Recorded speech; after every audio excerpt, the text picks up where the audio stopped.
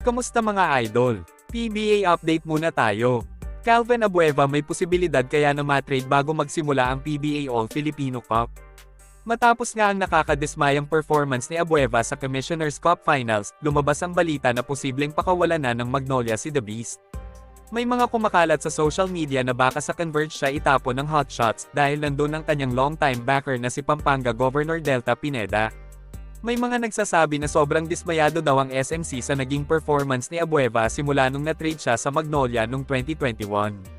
Mas lalo pang ang nagatungan ito na matalo ang Magnolia sa SMB ngayong Commissioner's Cup Finals kung saan nasangkot si Calvin Abueva sa isang insidente ng pagsugod sa asawa ni Mo Tautua. Nadagdagan pa ito ng panlalait na ginawa ni The Beast kay SMB head coach George Gallant na maari namang kinainis ni SMC Sports Director Al Francis Chua dahil matalik na kaibigan siya ni Gallant. Magiging madali din para sa Magnolia na bitawan si Calvin dahil 36 years old na din siya at hirap na ding makipagsabayan pa sa mga batang manlalaro sa PBA.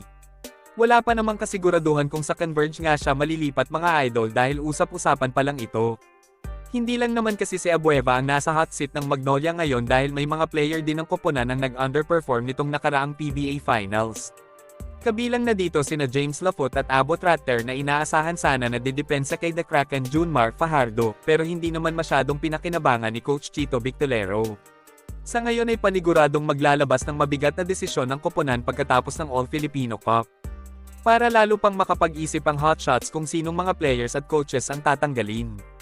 Kailangan na din siguro nilang humingi ng tulong kay SMC Sports Director Al Francis Chua para makakuha naman sila ng dekalibreng player sa ibang koponan na sa tingin nila ay makakapagbitbit sa kanila sa kampyonato.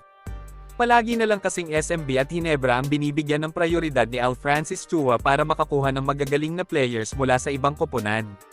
Samantala, hindi pala totoo ang balitang maglalaro sina Arwin Santos at Encho Serrano sa Converge. Kinumpirma ito ni Converge manager Jacob Lau matapos lumabas ang balita na magbabalik daw sa PBA si Santos at Serrano. Ayon kay Lau, imposibleng makuha nila ang serbisyo ng dalawang ex-PBA players dahil nasa former team pa nila ang right sakaling maisipan nilang bumalik sa liga.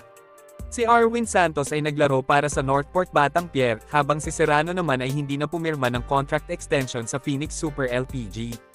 Napaganda naman ang desisyon nila na maglaro sa Pampanga Giant Lanterns dahil nakakolekta kagad sila ng kampyonato sa kanilang unang season sa MPBL. Aminado naman si Arwin na gustong-gusto niyang makabalik sa PBA at tapusin ang kanyang basketball career sa San Miguel Beermen. Pero ang desisyon na yun ay nasa SMC management pa din mga idol. Sa ngayon kasi ay fully loaded pa ang roster ng SMB kaya wala pang bakanteng slot para kay Spider-Man. Hanggang dito na lang muna mga idol. Maraming salamat sa panunood. Kita-kits ulit tayo sa videos na aking ipapalabas patungkol sa basketball.